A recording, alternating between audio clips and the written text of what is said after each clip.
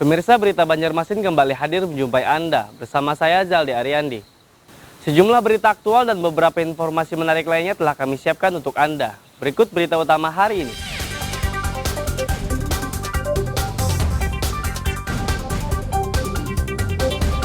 Hilangnya sejumlah penutup drainase di Banjarmasin akan dilaporkan ke polisi.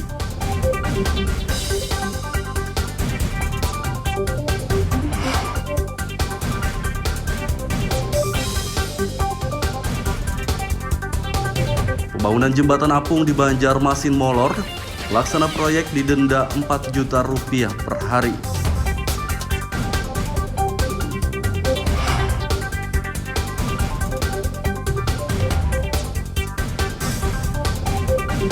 Kosong lebih dari 2 bulan, stok vaksin COVID-19 sudah tersedia lagi di Banjarmasin.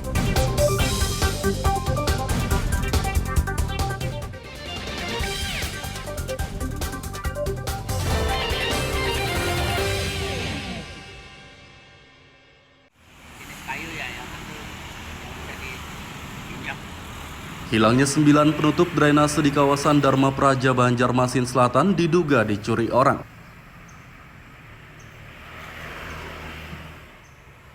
Kepala Dinas PUPR, Suri Sudarmadiah mengatakan pihaknya masih mendata penutup drainase yang hilang. Usai pendataan, pihaknya akan melapor ke polisi karena hilangnya penutup drainase merugikan pemerintah Banjarmasin. Biaya yang dikeluarkan pemerintah untuk membuat satu penutup drainase berbahan besi tersebut sekitar 2 juta rupiah. Lagi mendata nih berapa sih yang sekarang kehilangannya, berapa itu secara resmi nanti akan kami akan laporkan gitu ya, karena juga terkait dengan mungkin itu kan merusak fasilitas publik ya, fasilitas masyarakat yang sudah disediakan oleh pemerintah kota. Nah, juga memang kedepannya juga kami akan mendiskusikan teknis desainnya gitu ya, paling tidak membuat orang kacar ya, tidak membuat jadi kacar. Jadi tapi paling tidak juga harapannya desain penutup itu juga ramah lingkungan gitu ya, mudah untuk kita melakukan operasi dan pemeliharaan saluran drainase. Dinas PUPR akan mengganti penutup drainase yang hilang, namun penutup drainase baru harus didesain ulang agar tidak dicuri lagi. Dari Kota Banjarmasin, Lutfi Darlan dan Fudail melaporkan. Sumedjong ambil lah. Pecah ini bisa dimasuk.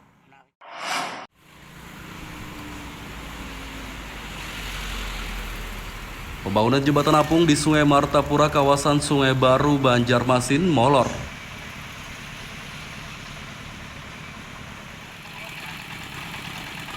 Jembatan berbahan kubus mengapung ini mulai dibangun 11 Juli 2022 dan ditargetkan rampung 24 September lalu.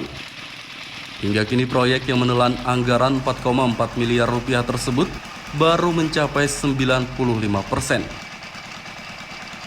Kepala Dinas PUPR, Suri Sudarmadiah mengatakan pelaksana proyek jembatan apung meminta tambahan waktu selama 50 hari. 22 September itu, 20 atau 24 September. Nah, karena ada istilah kami nilai ada kemampuan dari penyedianya, itu sesuai dalam kontrak boleh diberikan kesempatan 50 hari. Sesuai di dalam dokumen kontrak itu tertulis boleh diberikan kesempatan 50 hari dengan kita menilai bahwa memang penyedia siap melaksanakan. Namun dengan penambahan waktu 50 hari itu dengan denda 1 per mil per hari. Hitung aja. Iya. 1 per mil per hari. Hitung aja. Iya. Jadi sehari Bisa aku bingung harga yang diuangkannya nggak berapa. kita detiknya kita tulis aku aja gitu lah. Pelaksana proyek jembatan apung didenda 4 juta rupiah per hari selama pembangunan yang dikerjakan di masa tambahan waktu.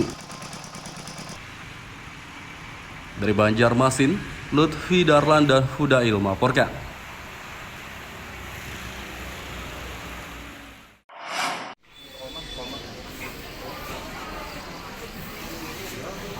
Sempat kosong selama lebih dari 2 bulan, stok vaksin COVID-19 di Banjarmasin kini sudah tersedia.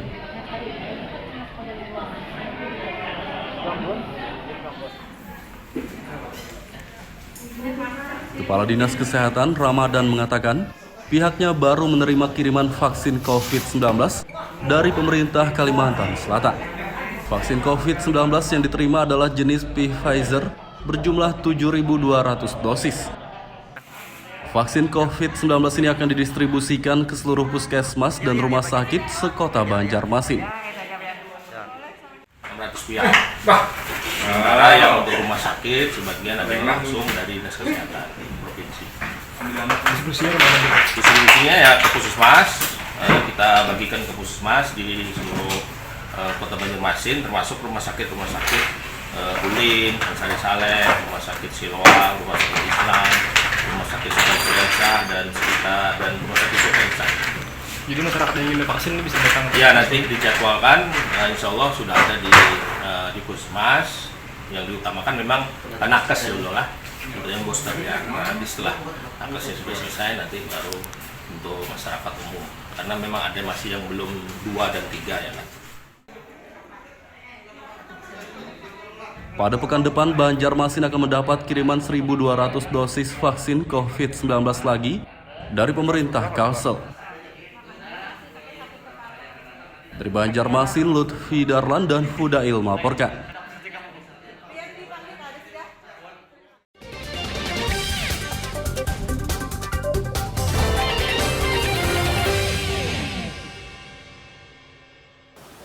Pemirsa masih bersama kami dalam Berita Banjarmasin. Bagi Anda yang baru bergabung, berikut Berita Banjarmasin utama hari ini.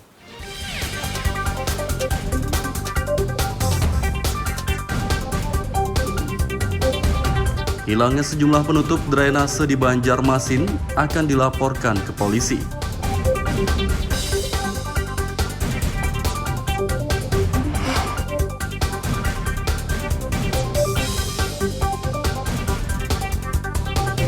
Pembangunan jembatan apung di Banjarmasin molor, pelaksana proyek didenda 4 juta rupiah per hari.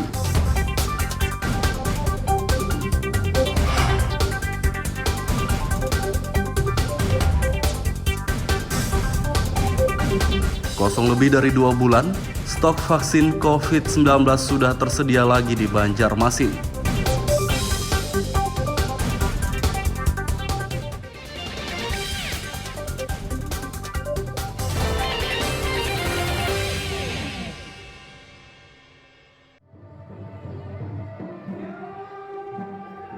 Pemerintah Kabupaten Kota Baru menggelar lomba tari tradisional tingkat SD dan SMP. Lomba tari digelar di kantor Dinas Pendidikan dan Kebudayaan Kota Baru, kawasan Panorama Pulau Laut Utara, Senin pagi. Kegiatan diikuti puluhan tim dari berbagai SD dan SMP se-Kabupaten Kota Baru. Pada ajang ini, para peserta harus menampilkan tarian tradisional Kota Baru, yakni Zapin Anak Delapan. Jalin silaturahmi, mempererat tali persaudaraan dan tahu apa itu kesenian Kota Baru. Ini kan tari Zapin Anak Delapan ini khas kesenian Kota Baru. Jadi supaya anak-anak lebih mengenal apa itu dan bagaimana gerakan tari Zapin Anak Delapan.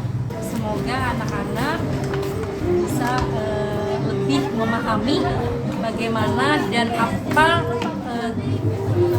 saja gerakan-gerakan yang ada di tari Zapin ini. Dan semoga Ibu harap semoga anak-anak bisa lebih mendalami tari Zapin Anak Delapan ini. Jadi dilaksanakan selama 2 hari, tanggal 7 sampai dengan tanggal 8. Jumlah peserta seluruhnya tadi ada 24 sekolah dari jenjang SD dan SMP. Ini untuk Pulau Utara aja Pak atau Kabupaten Kota Baru? Saat ini yang kita di bulan kemarin adalah para guru yang terletak di Kecamatan Pulau Utara dan Pulau Laut Sigam, dan mudah-mudahan kedepannya kita bisa lebih memperluas. Yang pertama adalah kita dibuka dulu gurunya. Kalau kita adakan lomba tapi gurunya tidak ada di sana kan juga hasilnya tidak maksimal. Jadi tahun depan kita upayakan kembali melatih para guru seninya di sekolah-sekolah yang belum mendapatkan diklat pada tahun 2021. Lomba tari tradisional Zapin Anak Delapan berlangsung selama 2 hari, yakni Senin kemarin dan Selasa hari ini. Dari Kota Baru, Lutfi Darlan dan Fauji Rahman melaporkan.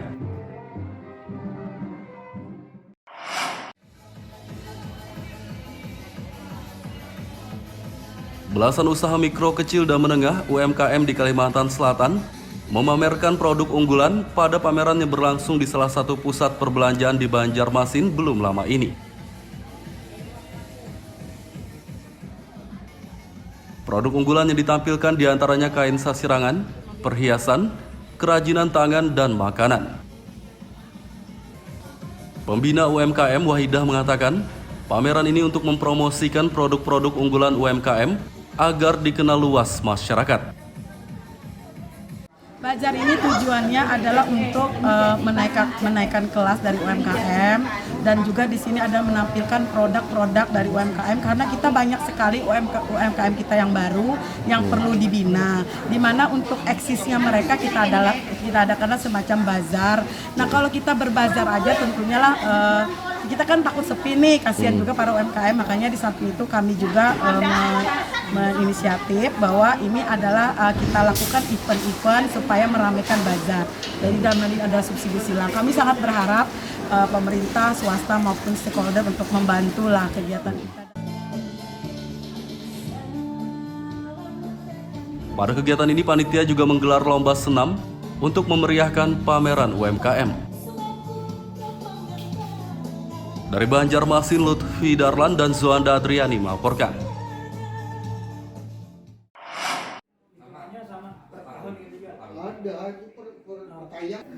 Pencegahan stunting di Kabupaten Tabalong terus digencarkan oleh pemerintah setempat.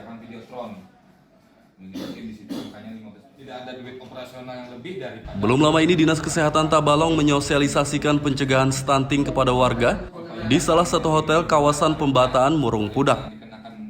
Pada kegiatan ini warga diimbau untuk selalu menerapkan pola hidup sehat dan makan makanan bergizi.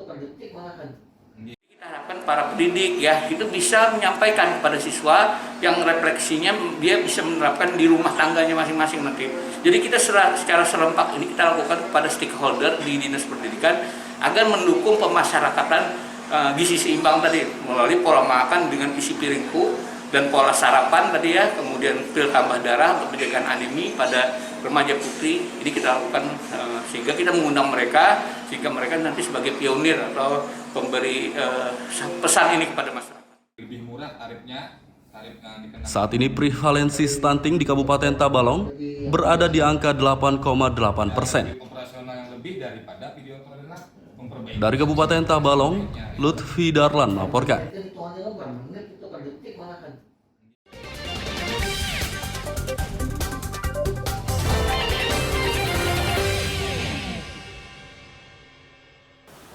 Pemirsa masih bersama kami dalam Berita Banjarmasin. Bagi Anda yang baru bergabung, berikut Berita Banjarmasin utama hari ini.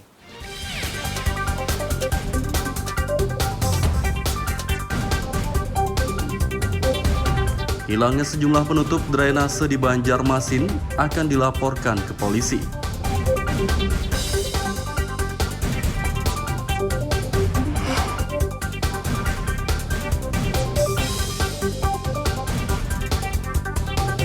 Pembangunan jembatan apung di Banjarmasin molor, laksana proyek didenda 4 juta rupiah per hari.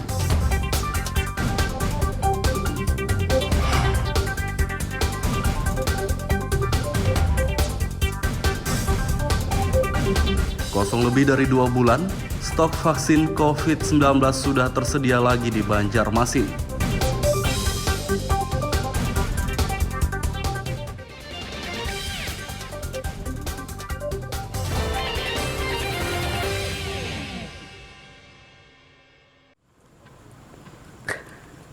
Cabai tiung Tanjung merupakan salah satu jenis cabai rawit dari Kabupaten Tabalong.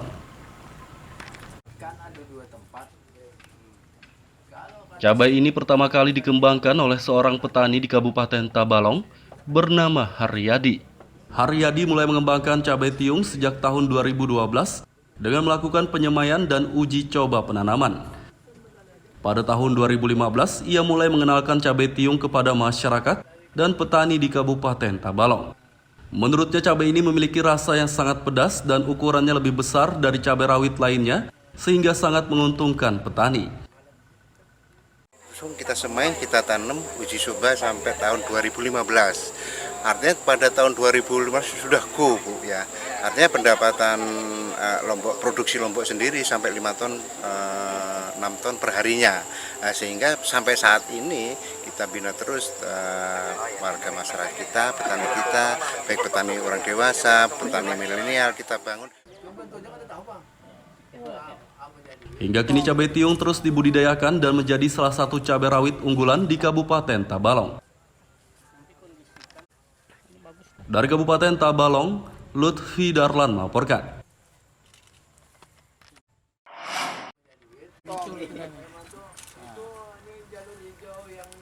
Kementerian Pertanian mendorong pemerintah Kabupaten Tabalong untuk meningkatkan pertanian cabai tiung Tanjung.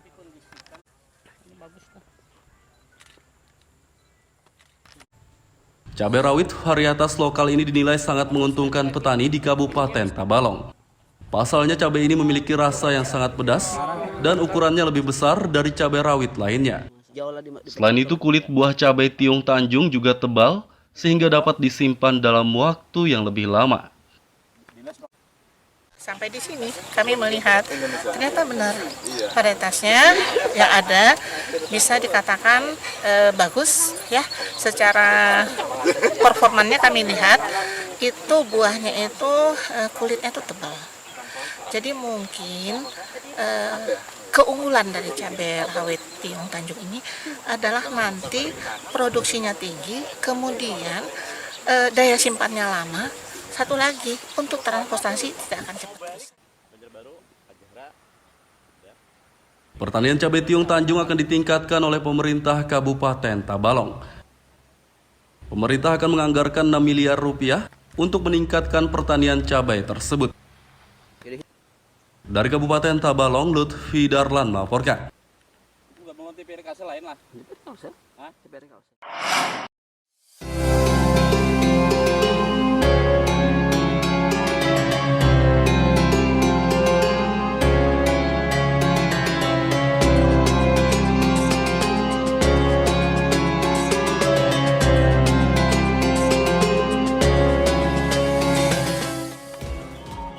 Inilah masjid bambu berbentuk kapal yang berada di Desa Kiram, Kecamatan Karangintan, Kabupaten Banjar. Masjid bernama Kiai Haji Abdul Qadir Hasan ini lebih dikenal dengan Masjid Bambu karena 90% bangunannya terbuat dari bambu. Masjid yang berada tak jauh dari objek wisata Kiram ini belakangan cukup ramai dikunjungi warga karena bentuknya yang menyerupai kapal dinilai cukup unik dan menarik perhatian. Masjid yang berdiri di lahan hibah masyarakat seluas 7.900 meter persegi ini dibangun oleh pemerintah Kalimantan Selatan pada pertengahan tahun 2020 dan baru selesai pada akhir Maret 2021 lalu. Bangunan masjid sendiri memiliki luas 610 meter persegi, terdiri dari 2 lantai dan mampu menampung sekitar 400 jemaah.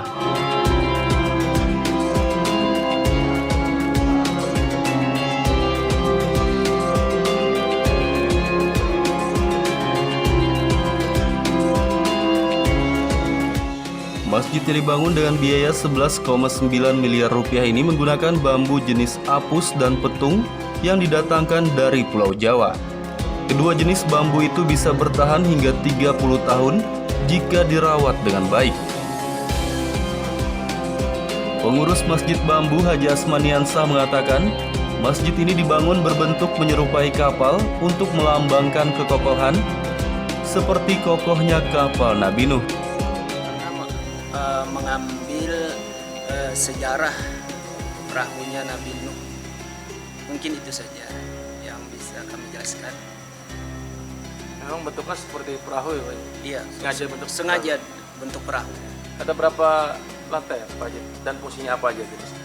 Masjid ini terdiri dari 2 lantai. Lantai pertama atau lantai dasar itu untuk tempat wudhu dan toilet, dan lantai atas itu untuk ruang masjid.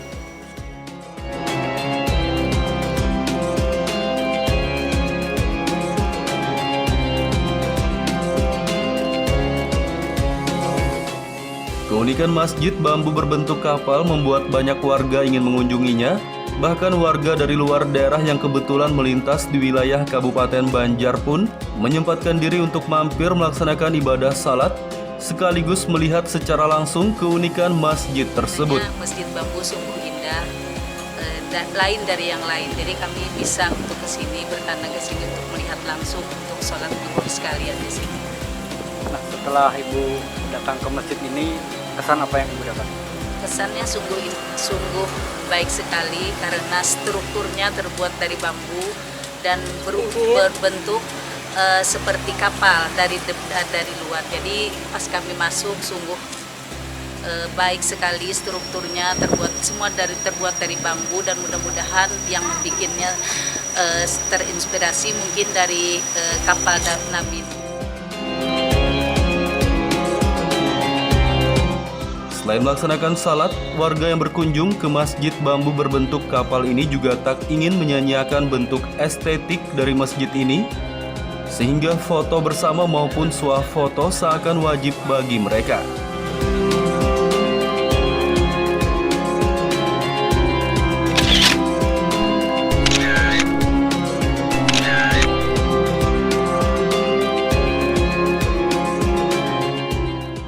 Masyarakat yang berkunjung ke masjid bambu ini diimbau menerapkan protokol kesehatan.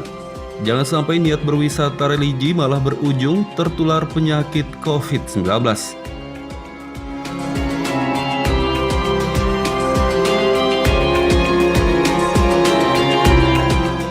Dari Kabupaten Banjar, Muhammad Lutfi Darlan dan Ahmad Fauzi melaporkan.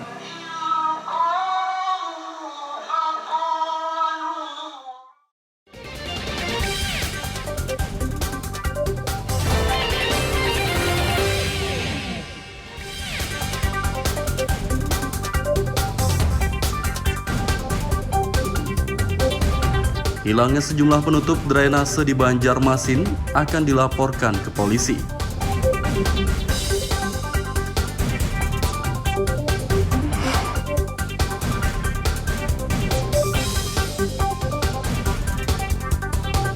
Pembangunan jembatan apung di Banjarmasin molor, pelaksana proyek didenda Rp4 juta per hari.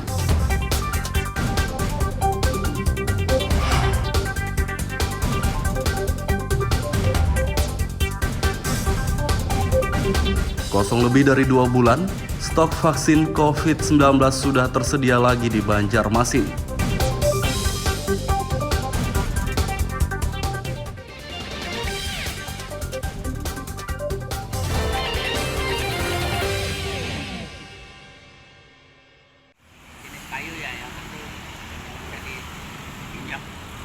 Hilangnya 9 penutup drainase di kawasan Dharma Praja Banjarmasin Selatan diduga dicuri orang.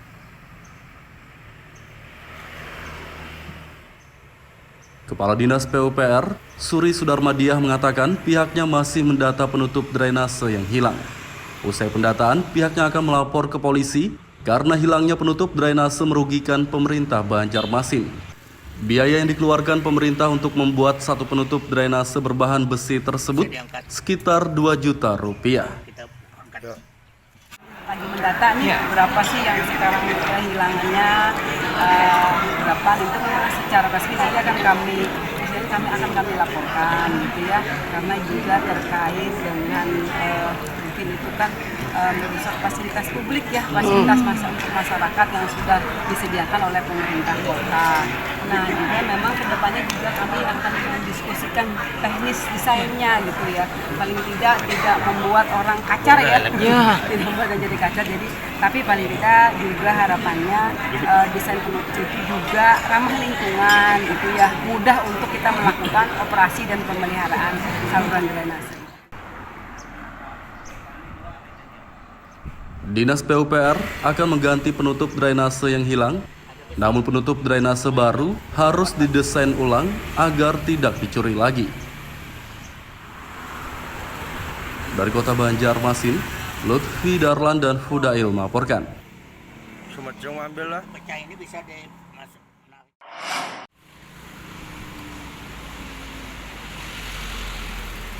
Pembangunan jembatan apung di Sungai Martapura, kawasan Sungai Baru, Banjarmasin, molor.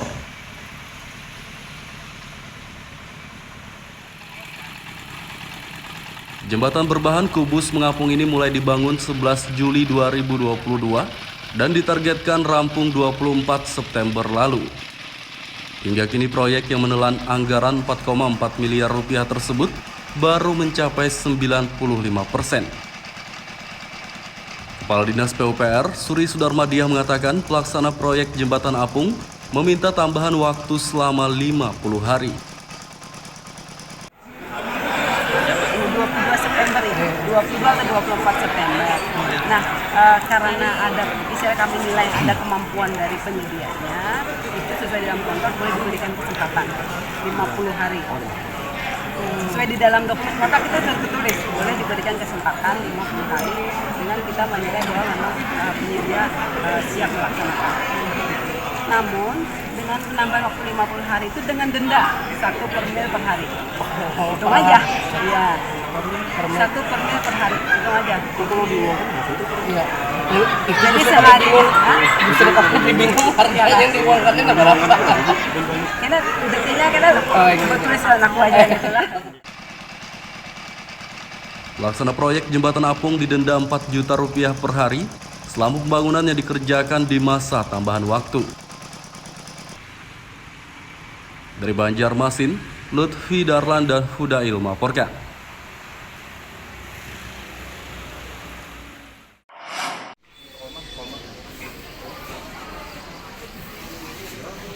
Sempat kosong selama lebih dari 2 bulan, stok vaksin COVID-19 di Banjarmasin kini sudah tersedia.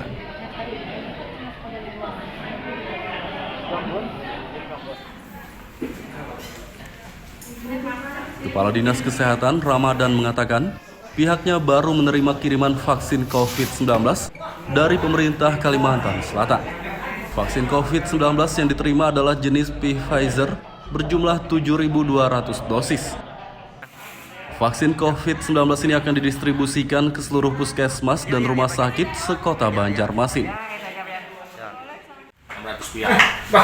Sementara yang untuk rumah sakit sebagian ada yang langsung dari Dinas Kesehatan provinsi. Distribusinya ya ke puskesmas, kita bagikan ke puskesmas di seluruh kota Banjarmasin, termasuk rumah sakit Ulin, Sari Saleh, rumah sakit Siloam, rumah sakit Islam, rumah sakit Sulawesi dan sekitar dan rumah sakit Sulawesi. Jadi masyarakat yang ingin divaksin ini bisa datang? Ya, nanti dijadwalkan, insya Allah sudah ada di puskesmas. Yang diutamakan memang nakes dulu lah untuk yang booster ya. Nanti setelah nakesnya sudah selesai nanti baru untuk masyarakat umum. Karena memang ada masih yang belum 2 dan 3 ya kan.